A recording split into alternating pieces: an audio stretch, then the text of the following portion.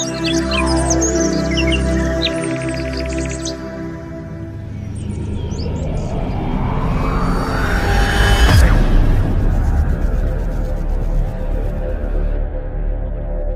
Morning my dear brothers and sisters in Christ.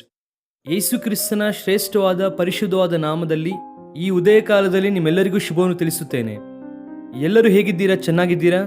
ನಿಮ್ಮ ಕುಟುಂಬ ಕ್ಷೇಮವಾಗಿದೆಯಾ? ಪ್ರತಿದಿನ ಪ್ರಾರ್ಥಿಸುತ್ತಾ ಇದ್ದೀರಾ? ದೇವರ ವಾಕ್ಯ ಓದುತ್ತಾ ಇದ್ದೀರಾ? ವಾಕ್ಯವನ್ನು ಓದುವಾಗ ದೇವರ ಸಮೀಪಕ್ಕೆ ನಾವು ಬರುತ್ತೇವೆ. ಪಾಪವನ್ನು ಜಯಿಸಿ ದೇವರ ಚಿತ್ತವನ್ನು ನಾವು ನೆರವೇರಿಸಬೇಕು ಅಂದರೆ ದೇವರ ವಾಕ್ಯವನ್ನು ನಮ್ಮ ಹೃದಯದಲ್ಲಿ ಇಟ್ಟುಕೊಳ್ಳಬೇಕು. ಇದು ಸತ್ಯವೇದವು ನಮಗೆ ಕಲಿಸುತ್ತಾ ಇರುವಂತಹ ಅದ್ಭುತವಾದ ಸತ್ಯ. ಪ್ರತಿದಿನ ಬೆಳಗ್ಗೆ ಎದ್ದ ನಂತರವಾಗಿ ನೀವು ದೇವರ ಸಮ್ಮುಖದಲ್ಲಿ ಪ್ರಾರ್ಥನೆಯನ್ನು ಮಾಡಿ ವಾಕ್ಯವನ್ನು ಓದಿದ ನಂತರ ಒಂದು ವಾಗ್ದಾನ ಸಂದೇಶವನ್ನು ಓದುವಂಥದ್ದು ಬಹಳ ಆಶೀರ್ವಾದಕರವಾದದ್ದು. ಬೈಬಲ್ನಲ್ಲಿ ಅನೇಕ ವಾಗ್ದಾನಗಳು ನಮಗೋಸ್ಕರ ಬರೆಯಲ್ಪಟ್ಟಿದೆ. ಒಬ್ಬ ದೇವ ಸೇವಕರು ಹೇಳುತ್ತಾರೆ, ಆದಿಕಾಂಡದಿಂದ ಪ್ರಕಟಣೆಯ ಪುಸ್ತಕದವರೆಗೂ ನಾವು ಗಮನದಿಂದ ಓದುವುದಾದರೆ 8,000ಕ್ಕೂ ಅಧಿಕವಾದ ವಾಗ್ದಾನಗಳು ಬೈಬಲ್ನಲ್ಲಿದೆ ಅಂತೆ. ಇದೆಲ್ಲವೂ ಕೂಡ ಯೇಸು ಕ್ರಿಸ್ತನಲ್ಲಿ ಹೌದು ಎನ್ನುವಾಗಿದೆ ಎಂಬುದಾಗಿ ಪೌಲನು ಹೇಳುತ್ತಾನೆ. ವಾಗ್ದಾನಕ್ಕಾಗಿ ಎದುರು ನೋಡುವಂಥದ್ದು ಎಷ್ಟು ಪ್ರಾಮುಖ್ಯವೋ, ದೇವರ ಸಮ್ಮುಖದಲ್ಲಿ ಆತನನ್ನು ದೃಢವಾಗಿ ಹಿಡಿದುಕೊಳ್ಳುವುದು ಅಷ್ಟೇ ಪ್ರಾಮುಖ್ಯ. ದೇವರನ್ನು ಗಟ್ಟಿಯಾಗಿ ಹಿಡಿದುಕೊಳ್ಳುವವರು ಖಚಿತವಾಗಿ ಅವರ ಜೀವಿತದಲ್ಲಿ ವಾಗ್ದಾನ ನೆರವೇರುವುದನ್ನು ನೋಡುತ್ತಾರೆ. ಈ ದಿನ ದೇವರ ವಾಗ್ದಾನಕ್ಕಾಗಿ ಎದುರು ನೋಡುತ್ತಾ ಇದ್ದೀರಲ್ವಾ? ಸತ್ಯವೇದವನ್ನು ತೆಗೆದು ಕೀರ್ತನೆಗಳ ಪುಸ್ತಕ 85ನೇ ಅಧ್ಯಾಯ 8ನೇ ವಾಕ್ಯವನ್ನು ಓದೋಣ. Psalm 85 and verse 8. ಯೆಹೋವ ದೇವರು ಏನು ಹೇಳುತ್ತಾನೋ ಕೇಳುತ್ತಾನೆ. ಆತನು ತನ್ನ ಭಕ್ತ ಜನರಿಗೆ ಸಮಾಧಾನ ವಾಕ್ಯವನ್ನು ಹೇಳುತ್ತಾನಲ್ಲ, ಅವರಾದರೂ ತಿರುಗಿ ಮೂರ್ಖತನದಲ್ಲಿ ಬೀಳದಿರಲಿ. ದೇವರ ಪರಿಶುದ್ಧ ನಾಮಕ್ಕೆ ಮಹಿಮೆ ಉಂಟಾಗಲಿ. ಇಲ್ಲಿ ಓದಿದಂತಹ ವಾಕ್ಯ ಭಾಗದಲ್ಲಿ ದೇವರು ಏನು ಹೇಳುತ್ತಾನೋ ನಾನು ಅದನ್ನು ಕೇಳುತ್ತೇನೆ. ಆತನು ಹೇಳುವಂತಹ ಮಾತನ್ನು ನಾನು ಕೇಳುತ್ತೇನೆ. ಪ್ರಿಯರೇ, ಗಮನಿಸಿರಿ, ನಮ್ಮ ದೇವರು ಮಾತನಾಡುವ ದೇವರು. ಆತನು ನಿರಂತರವಾಗಿ ಮಾತನಾಡುವ ದೇವರಾಗಿದ್ದಾನೆ. ಕೇಳುವಂತಹ ಕಿವಿ, ಗ್ರಹಿಸುವಂತಹ ಹೃದಯವು ನಮಗೆ ಇದ್ದರೆ ನಮ್ಮ ದೇವರು ಯಾವಾಗಲೂ ಕೂಡ ಆತನು ಮಾತನಾಡುವುದಕ್ಕೆ ಸಿದ್ಧನಾಗಿಯೇ ಇದ್ದಾನೆ. ಈ ದಿನ ನಿನ್ನ ಜೀವಿತದಲ್ಲಿ ಯಾವುದಾದ್ರೂ ಪ್ರತಿಕೂಲತೆ ಎದುರಿಸುತ್ತಾ ಇದೆಯಾ? ಒಂದು ಸವಾಲು ನಿನ್ನನ್ನು ಅಲ್ಲೋಲ ಕಲ್ಲೋಲ ಮಾಡುತ್ತಾ ಇದೆಯಾ? ತೀವ್ರವಾಗಿ ಯಾವುದಾದ್ರೂ ಸಮಸ್ಯೆ ಕುರಿತಾಗಿ ಆಲೋಚಿಸುತ್ತಾ ಇದೆಯಾ? ನಿನ್ನೆಯ ತನಕ ಚೆನ್ನಾಗಿತ್ತು ವೆಸ್ಲಿಯವರೇ, ಕಳೆದ ರಾತ್ರಿ ನಾನು ಕೆಟ್ಟ ಸುದ್ದಿಯನ್ನು ಕೇಳಿದ್ದೇನೆ. ಆ ಕೆಟ್ಟ ಸುದ್ದಿಯು ನಮ್ಮ ಜೀವಿತದಲ್ಲಿ ಇದ್ದಂತಹ ಶಾಂತಿ ಸಮಾಧಾನವನ್ನು ಕಸಿದುಕೊಂಡು ಹೋಗಿದೆ. ಏನು ಮಾಡಬೇಕೆಂದು ತೋಚುತ್ತಿಲ್ಲ ಎಂಬುದಾಗಿ ಆ ಪರಿಸ್ಥಿತಿಯಲ್ಲಿ ನೀನಿದ್ದರೆ ದೇವರು ನಿನ್ನೊಂದಿಗೆ ಮಾತನಾಡುತ್ತಾ ಇದ್ದಾರೆ. ನಿನ್ನ ದೇವರು ನಿನ್ನೊಂದಿಗೆ ಮಾತನಾಡುತ್ತಾ ಇರುವಂತಹ ದೇವರು, ಮಾತನ್ನು ಹೇಳುತ್ತಾ ಇರುವಂತಹ ದೇವರು, ಹೇಳುವಂತಹ ಮಾತನ್ನು ನೆರವೇರಿಸುವಂತಹ ದೇವರು ನಿನ್ನ ಮೇಲೆ ಒಂದು ಸಮಾಧಾನದ ವಾಕ್ಯವನ್ನು ಹೇಳುತ್ತಿದ್ದಾನೆ. Praise the lord. Can you believe that? ನೀನು ಅದನ್ನು ನಂಬುತ್ತೀಯಾ? ದೇವರು ತನ್ನ ಪ್ರಜೆಗಳಿಗೂ ತನ್ನ ಭಕ್ತರಿಗೂ ಸಮಾಧಾನ ವಾಕ್ಯವನ್ನು ಹೇಳುತ್ತಾ ಇದ್ದಾನೆ. ಭಕ್ತರು ಎನ್ನುವಂತಹ ಕಡೆ ಇಬ್ರಿಯ ಭಾಷೆಯಲ್ಲಿ ಕಸೀದ್ ಎನ್ನುವಂತಹ ಪದವನ್ನು ಉಪಯೋಗಿಸಿದ್ದಾರೆ. ಕಸೀದ್ ಎನ್ನುವಂತಹ ಪದಕ್ಕೆ ಅರ್ಥ ಏನೆಂದರೆ ಗಾಡ್ಲಿ ಪೀಪಲ್ ಎಂಬುದಾಗಿ. ದೈವಿಕ ಜನಾಂಗವು ದೇವರನ್ನು ಆರಾಧಿಸುವಂತಹ ಜನಾಂಗ, ದೇವರನ್ನು ಎಲ್ಲಾ ವಿಷಯದಲ್ಲೂ ಕೂಡ ಮುಂದೆ ಇಡುವಂತಹ ಜನಾಂಗ, ಗಾಡ್ಲಿ ಪೀಪಲ್ ಅಲ್ವಾ? ಪ್ರಪಂಚವನ್ನು 2 ಭಾಗವಾಗಿ ವಿಂಗಡಿಸಿದರೆ ಒಂದು ಭಾಗವನ್ನು ಗಾಡ್ಲಿ ಪೀಪಲ್ ಎಂಬುದಾಗಿ ಹೇಳುತ್ತೇವೆ, ಇನ್ನೊಂದು ಭಾಗವನ್ನು ವರ್ಲ್ಡ್ಲಿ ಪೀಪಲ್ ಎಂಬುದಾಗಿ ಹೇಳುತ್ತೇವೆ. ಲೋಕ ಸಂಬಂಧವಾದ ವ್ಯಕ್ತಿಗಳು ಮತ್ತೆ ದೇವರಿಗೆ ಸಂಬಂಧಪಟ್ಟಂತಹ ವ್ಯಕ್ತಿಗಳು. ನೀನು ಯಾವ ಗುಂಪಿನಲ್ಲಿ ಇದ್ದೀಯಾ ಎಂಬುದಾಗಿ ಪರೀಕ್ಷಿಸಿಕೋ.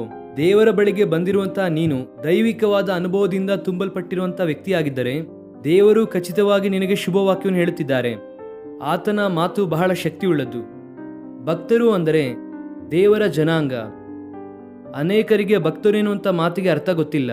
ಲೋಕ ಸಂಬಂಧವಾಗಿ ಯಾವುದ್ಯಾವುದೋ ಕಾರ್ಯವನ್ನು ಮಾಡುವಂಥದ್ದನ್ನು ಭಕ್ತಿ ಎಂಬುದಾಗಿ ಅಂದುಕೊಂಡಿದ್ದಾರೆ ಅನೇಕರು. ಬೆಳಗ್ಗೆ ಎದ್ದ ನಂತರವಾಗಿ ಬಹಳ ನಿಷ್ಠೆಯಿಂದ ಎಷ್ಟೋ ಕೆಲಸ ಮಾಡಿದರೆ ಮಾತ್ರವೇ ಭಕ್ತಿ ಉಳ್ಳವರು ಎನ್ನುವಂತಹ ಭಾವನೆ ಅನೇಕರಲ್ಲಿ ಇದೆ. ಆದರೆ ದೇವರ ದೃಷ್ಟಿಯಲ್ಲಿ ಭಕ್ತರು ಯಾರೆಂದರೆ, ಭಕ್ತನಾದ ಯಾಕೋಬನು ತನ್ನ ಪತ್ರಿಕೆಯಲ್ಲಿ ಬರೆಯುವಾಗ ಹೇಳುತ್ತಾರೆ, ಇಹಲೋಕದ ಕಾರ್ಯಗಳನ್ನು ತಮಗೆ ಅಂಟಿಸಿಕೊಳ್ಳದಂತೆ ಬಹಳ ಎಚ್ಚರಿಕೆಯಿಂದ ಇರುವಂತವರು, ಆನಂತರವಾಗಿ ದಿಕ್ಕಿಲ್ಲದವರನ್ನು ವಿಧವೆಯರನ್ನು ಇಕ್ಕಟ್ಟಿನಲ್ಲಿರುವಾಗ ಪರಾಮರಿಸುವಂಥದ್ದು. ಇದು ದೇವರ ಮುಂದೆ ಪವಿತ್ರವಾದ ಭಕ್ತಿ ಎಂಬುದಾಗಿ ಹೇಳುತ್ತಾನೆ.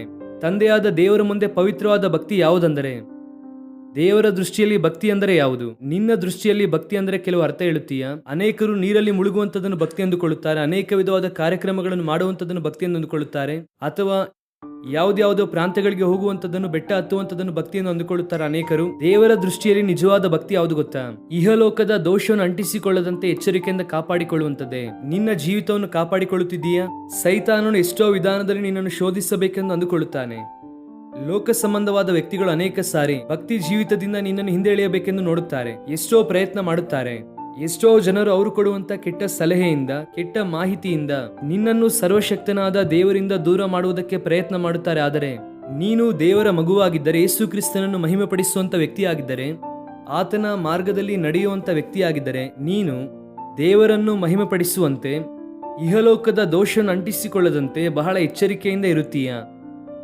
ನೋಡಿ, ಒಂದು ಚಿರತೆಯು ಒಂದು ಕಾಲೋನಿಗೆ ಬಂದು ಧೈರ್ಯವಾಗಿ ತಿರುಗುತ್ತಾ ಇರುವಾಗ ಎಲ್ಲರೂ ಬಹಳ ಎಚ್ಚರಿಕೆಯಿಂದ ಮನೆಯಲ್ಲಿರುತ್ತಾರೆ. ಯಾಕೆ ಆಚೆ ಬರುವುದಿಲ್ಲ ಅಂದರೆ, ಆ ಚಿರತೆಯನ್ನು ಫಾರೆಸ್ಟ್ ಆಫೀಸರ್ ಅವರು ನಾವು ಹಿಡಿದಿದ್ದೇವೆ ಎಂಬುದಾಗಿ ಹೇಳುವ ತನಕ ಮನೆಯಲ್ಲೇ ಇರುತ್ತಾರೆ. ಕಾರಣ ಏನು ಗೊತ್ತಾ? ಬೀದಿಗೆ ಬಂದರೆ ಅದು ನಮ್ಮನ್ನು ಸಾಯಿಸುತ್ತದೆ ಎಂದು. ಚಳಿಗಾಲವು ಬರುವಾಗ ಅನೇಕರು ಸ್ವೆಟರ್ ಅನ್ನು ಹಾಕಿಕೊಳ್ಳುತ್ತಾರೆ ಅಥವಾ ಆ ರಗ್ಗನ್ನು ಒದ್ದಿಕೊಳ್ಳುತ್ತಾರೆ ಅನೇಕರು.